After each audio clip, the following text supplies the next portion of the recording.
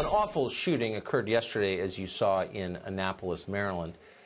5 employees of Capital Gazette Communications were murdered. Apparently, they were victims of a deranged man who'd had a years-long vendetta, and well-documented vendetta, against the paper. We found that out a couple of hours after the shootings. And yet some people didn't wait that long to blame the White House for what happened yesterday. You saw it again and again. Media figures jumping up and pointing fingers at President Trump, who, for the record, was not in Annapolis yesterday.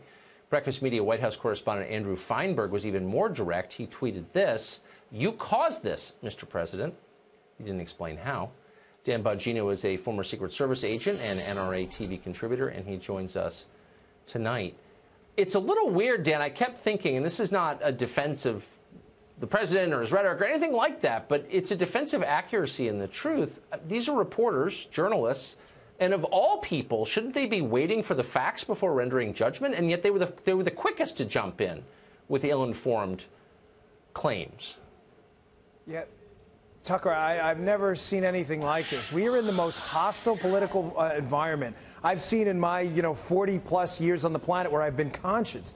Listen, Tucker, the horrible shooter that shot up the baseball field in Alexandria, that wasn't Bernie Sanders' fault, okay? Although he was a Sanders supporter, obviously.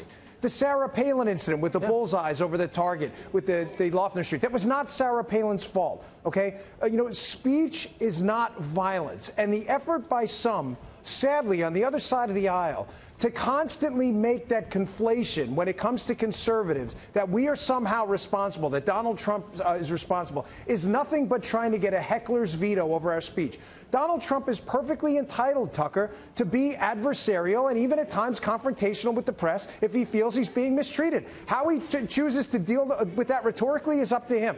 But the effort to conflate that with violence is utterly absurd and is nothing more than an effort to get a heckler's veto over our speech.